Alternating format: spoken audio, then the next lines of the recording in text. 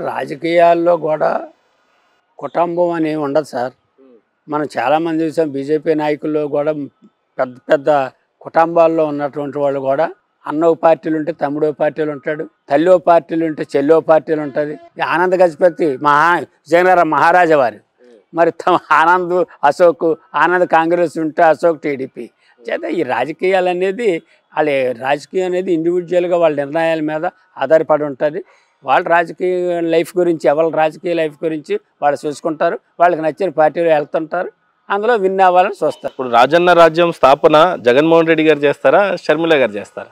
జగన్మోహన్ రెడ్డి గారే చేస్తున్నారు. చేయడం ఏంటి? రాజన్న రాజ్యం అనేది జగన్మోహన్ రెడ్డి గారు 100%. మా నాన్నగారు 1 అడుగు ముందుకేస్తే నేను 4 అడుగులు ముందుకేస్తాను అన్నారు. 4 అడుగులు 10 అడుగులు ముందుకేస్తారు. బ్రహ్మాండంగా చేశారు. ఈ ముఖ్యమంత్రి లాగా ఇంక ఏ ముఖ్యమంత్రి కూడా భవిష్యత్తులో చేస్తారని నేను అనుకోను.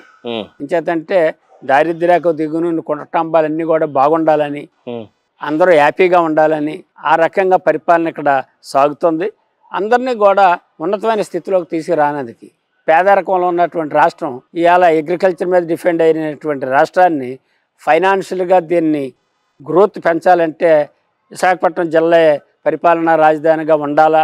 ఇది పరిపాలనా రాజధాని కాదు, ఫైనాన్షియల్ రాజధాని కూడా ఇక్కడే ఉండాలా. అన్ని రకాల ఇండస్ట్రీస్కి కూడా అనువైన ప్లేసు.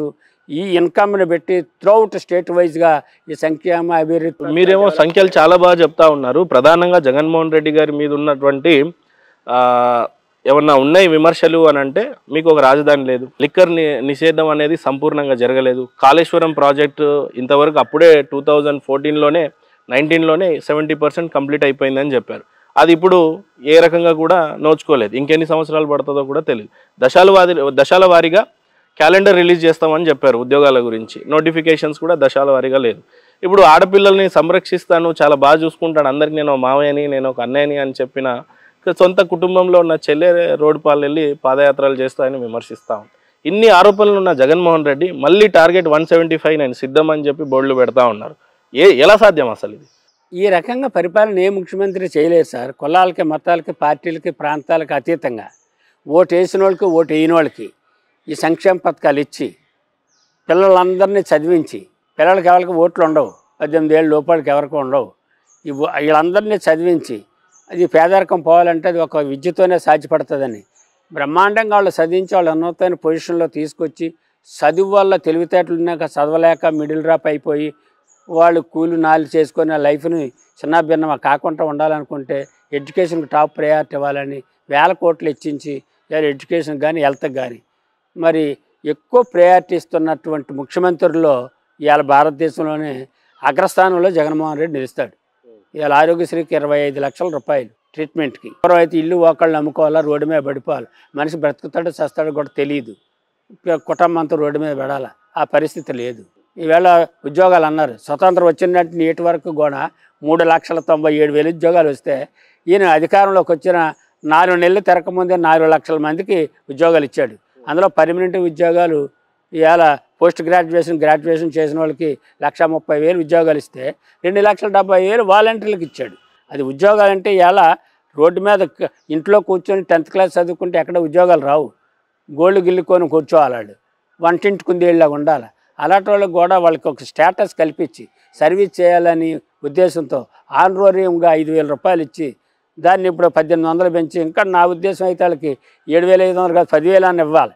వాళ్ళు సర్వీస్ చేసి ఆ రకంగా బ్రహ్మాండమైన సర్వీస్ చేశారు.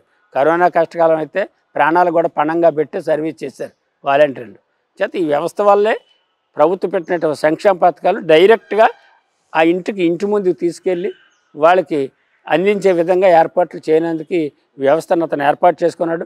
బ్రహ్మాండంగా సక్సెస్ అయ్యాడు. ఆ విషయంలో ప్రజలందరూ కూడా శబాస్ అని మెచ్చుకుంటున్నారు. ఈ వ్యవస్థ ఉండడం చాలా మాకు ఉపయోగపడ్డది.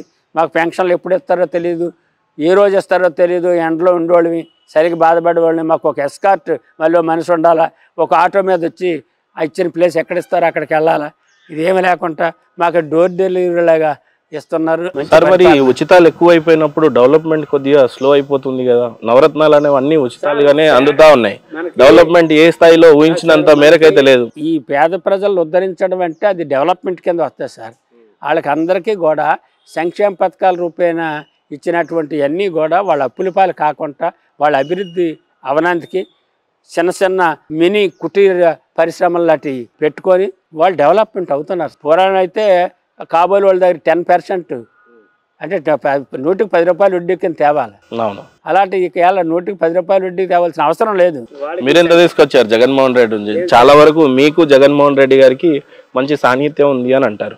మీకు జగన్మోహన్ రెడ్డి గారికి ఉన్న అనుబంధం ఎలాంటిది సార్? ఎన్నిసార్లు కలిసారు? అయితే గౌరవంగా భీష్మాచారి పెద్దవాడివి, మా కుటుంబం వెళ్ళవేసరివి చేత నేను ఏ నిర్ణయం తీసుకున్నా నాయ అంటే ఉంటామని నాకు తెలుసు అని ఆయన మొన్న కూడా అన్నాడు. డెఫినెట్గా ఉంటాం సార్. మీరు తీసుకున్న నిర్ణయం నిర్ణయంలో కొద్దిగా డౌట్ కనిపిస్తా ఉంది కదా, డౌట్ చిన్న చిన్న క్లారిఫికేషన్స్ కూడా నాకు తెలిసింది మీకు చెప్తున్నాను. మాకన్నా బలమైన క్యాండిడేట్కి మీరు ఇచ్చి ఉంటే మేము స్వాగతం చెప్తాము. మాకన్నా వీక్ క్యాండిడేట్కి ఇచ్చి అతన్ని గెలిపించమని అంటే అది ఒక్కోసారి సాధ్యం కాకపోవచ్చు సార్. ఒకసారి పునర్పరిశీలన చేసుకోండి అని చెప్పాం.